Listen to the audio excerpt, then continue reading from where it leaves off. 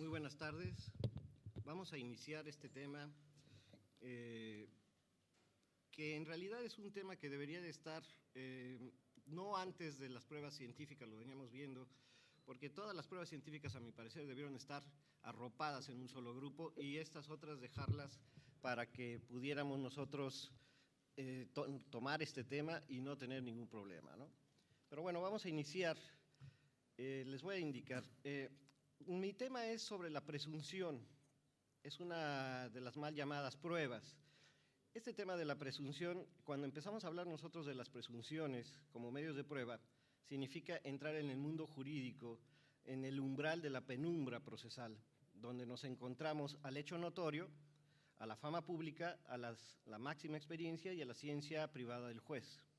Observaremos en primera instancia las máximas de experiencia y la ciencia del juzgador. Recordemos que esta mal denominada prueba, que se ofrece de forma regular en toda demanda, no se produce, ni se exhibe, ni mucho menos se prepara en la fase probatoria. Se presenta solo en el momento cuando el juez debe tomar una determinación, una decisión, en el momento de reflexión del juzgador y en el que tiene que ordenar el expediente y hurgar de entre las pruebas para finalmente valorarlas. Es así que cuando nos enfrentamos en cualquier litigio a los razonamientos que derivan del juzgador por el uso de la facultad que la ley les concede, tanto de forma constitucional como en los distintos códigos de procedimientos y en algunos sustantivos, debemos hacer un alto para reflexionar sobre la disyuntiva que se le presenta al considerar en su sentencia un razonamiento emanado de la experiencia, del sentido común, de la analogía, pero sobre todo de los principios generales de derecho.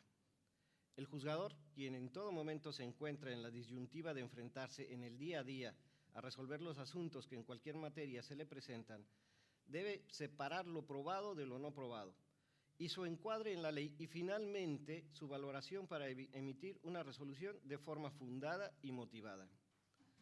El fin último del juzgador será la búsqueda de la verdad legal para de ahí establecer su criterio y dictar su resolución.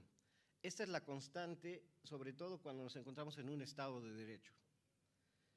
Las armas con las que se encuentra provisto serán indiscutiblemente la ley positiva, la jurisprudencia, los medios confirmatorios aportados por las partes en contienda, la experiencia y su sentido común, el sentido de la equidad y el sentido de la justicia. El elemento que se le presenta en el desarrollo de los hechos de la demanda es normalmente explicado por los pretendientes conforme a sus intereses y de igual forma se encuentra la versión del pretendido a través de las defensas y estas pretensiones antagónicas deberán ser confirmadas por las partes mediante los medios que la ley les pone a su disposición y con ellos intentarán normar el criterio del juzgador a su favor. Recordemos que en cualquier litigio de cualquier naturaleza jurídica, ya sea mercantil, civil, administrativo, laboral, fiscal o de cualquier otro tipo de derecho, la búsqueda de la verdad ha sido siempre una constante, sobre todo, repito, cuando se está en un Estado de Derecho. El artículo 14 constitucional mexicano,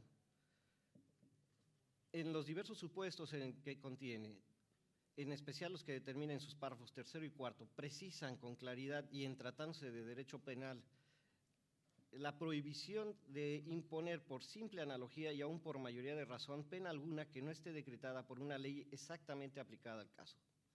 Esta prohibición se puede aplicar en todas las materias en las que el gobernado o el justiciable incurra en faltas tanto fiscales como administrativas, de buen gobierno y de policía. Por su parte, el párrafo cuarto del artículo 14 constitucional relativo a los juicios del orden civil, señala que en la sentencia definitiva deberá ser conforme a la letra de la ley, a la interpretación de la ley y a falta de esta se fundará en los principios generales del derecho. Como se observa de lo comentado por este numeral constitucional, más que un derecho constitucionalmente garantizado para el gobernado, lo que se establece en este artículo como garantía para el gobernado es un mandato constitucional al gobernante para que en la materia específicamente señalada realice o se abstenga de realizar actos que pueden ser calificados como injustos, ilegales, inmorales o fuera de toda ética y actúe con apego a la norma. De tal manera que se prohíbe la aplicación de penas por analogía en materia penal y para la materia civil se refiere a la aplicación de los principios generales de derecho, entre los cuales incluye la analogía y la mayoría de razón. Por su parte, el artículo 17 constitucional mexicano refiere que las resoluciones emanadas de los tribunales competentes deberán ser prontas, completas e imparciales. En este aspecto, el exministro de la Suprema Corte de Justicia, el licenciado Juventino Castro y Castro, recientemente fallecido, llevó a cabo un análisis que publicó en una serie de artículos en el periódico local Excelsior de la Ciudad de México y que desde luego se fue recopilado en una obra intitulada Los jueces mexicanos y su justicia. De la serie de artículos señalados, hago referencia al publicado con fecha 12 de febrero del año 2004. El licenciado Castro hace varias reflexiones sobre un tema que tiene relación directa con el presente tema de mi ponencia y en donde analiza la posición que debe adoptar el juzgador ante la imposición constitucional de aplicación irrestricta de la norma que puede ser considerada como injusta al parecer del juzgador que la tiene o la debe de aplicar. Señala el exministro Castro que el mandato constitucional normado en los artículos 14 y 17 imponen a la vez al juzgador dos obligaciones que debe atender en la búsqueda de la verdad y que son la obligación de resolver la causa, no solo conforme al derecho positivo, sino que además a encontrar la justicia que ese derecho positivo tiene que tener como uno de los valores comprendidos dentro del concepto de principios generales de derecho. De esta manera, el licenciado Juventino B. Castro entra en el análisis reflexionado de la dualidad de la norma, en el que el valor justicia se encuentra necesariamente como un complemento del derecho positivo y que debe ser, en tal sentido, desentrañado al tiempo que el juzgador del conocimiento del asunto, magistrado e inclusive juez o tribunal federal debe encontrar en la norma vigente para su aplicación. Refiere el licenciado Juventino B. Castro: hablo de justicia y, por contraste, de la injusticia, tal y como si me refiriera a un valor suficientemente captado y comprendido por todos. Sabemos bien que esto no es verdad. Se trata, por el contrario, de un concepto ambivalente, cambiante en el tiempo y a veces contradictorio, no solo en su forma, sino en su contenido. Esto nos lleva a reflexionar que la definición del problema se encuentra inmerso en la definición de los derechos humanos y con mayor precisión a lo que nos refiere el tratadista Norberto Bobbio. Él señala que se puede sostener que no existe otro derecho que el derecho positivo, sin rechazar la exigencia de la que nacieron las doctrinas del derecho natural, que expresaban en distintas formas exigencias de corrección, de integración y cambio del derecho positivo.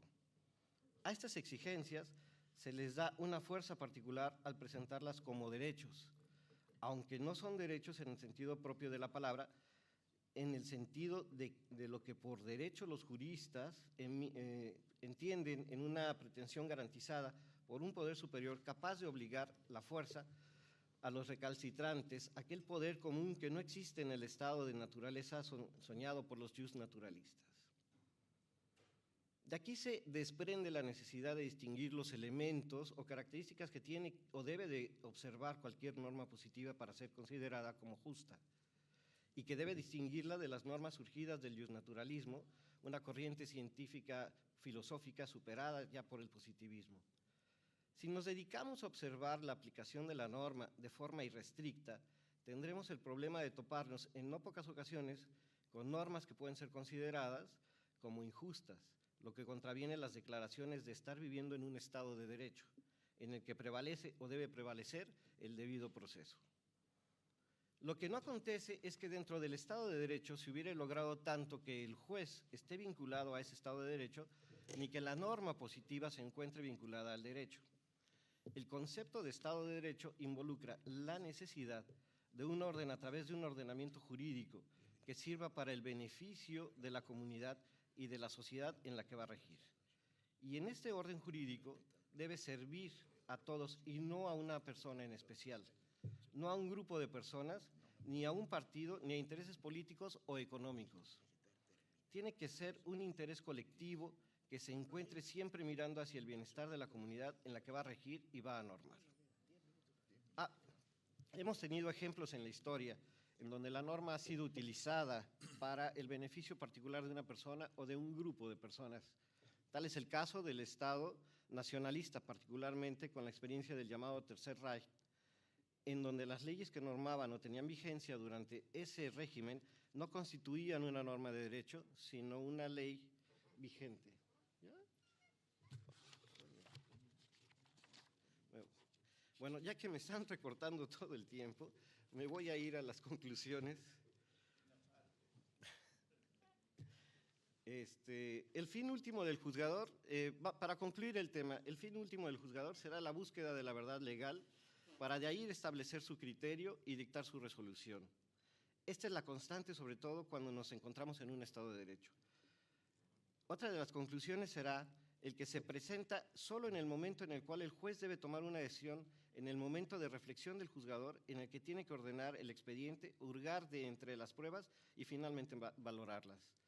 La quinta conclusión es el hecho de que la valoración de los medios de confirmación en los que el juzgador puede, si estos no le han sido suficientes para esclarecer el problema, o bien si se fundan en una ley que pueda el juzgador considerar como injusta o que deba de interpretarse o deba aplicar por analogía, la norma sustantiva deberá hallarse ante una laguna. Después de ordenado todo y cuando comienza la valoración, el juzgador se encuentra ante un dilema que no es un problema menor.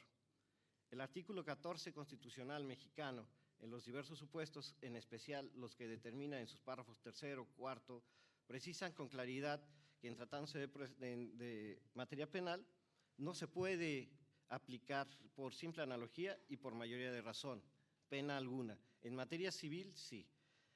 El artículo 17 constitucional mexicano refiere las resoluciones emanadas de los tribunales competentes que deberán ser prontas, completas e imparciales. De aquí se desprende la necesidad de distinguir los elementos o características que tienen o deben de observar cualquier norma positiva para ser considerada como justa y que deben distinguirlas de las normas surgidas del justnaturalismo en una corriente superada por el positivismo. La problemática no es menor, ya que el Poder Judicial en las más de las ocasiones no atiende al principio de aplicación irrestricta de la norma como tal, sino que tiende a estudiar el significado que el legislador quiso emitir a la norma. Conforme a la doctrina del doctor Alvarado Belloso, el concepto de debido proceso incluye no solo la irrestricta aplicación de la norma positiva a un caso en concreto, sino que este concepto de garantismo procesal, en el discurso pronunciado en ocasión al primer Congreso Nacional de Derecho Procesal Garantista en Azul, llevado a cabo los días 4 y 5 de noviembre del año de 1999, al referirse al tema del autoritarismo de los jueces, nos explica, los jueces constitucionalmente no están convocados para hacer esto, no están convocados para legislar, no están convocados para administrar. Las razones no tienen preparación al respecto. Segundo, no son políticos. Y tercero, no están legitimados para hacerlo por una votación popular. Y cuarto, porque no saben del tema. El juez es, pues, el que debe aplicar la norma. Termino rápido. El juez es, pues, el que debe aplicar la norma para impartir justicia al caso que se le presenta. Su misión, su labor como funcionario público de uno de los poderes del Estado, quizá el más sensible de la estructura de los poderes estatales, es la aplicación de la norma en busca de la justicia, pero no distributiva, porque entonces el juez se aparta de su misión, de su imparcialidad y su imparcialidad, tendiente a resolver aspectos de que las más de las veces no le han sido argumentados ni hechos valer. Y en otras ocasiones, en aras de ajustarse a esa justicia, ordenan en forma indebida la ampliación de pruebas o, como en no pocas ocasiones sucede, la realización de medios confirmatorios no señalados por las partes y aún sin la intervención de las partes. Un parrafito más. Sí. El artículo 105 de la ley, sí, yo sé. El artículo 105 de la ley del amparo permite decretar un cumplimiento sustituto y autoriza a la Suprema Corte de Justicia y a los jueces del ámbito federal a señalar pruebas para mejor proveer, pero este cumplimiento sustituto debe estar precedido por una urgente necesidad en los hechos narrados por las partes y considerar el mayor interés de la comunidad por encima de los intereses personales. Bien, muchas gracias, doctor Briceño, si no me dejó. de México. El tiempo es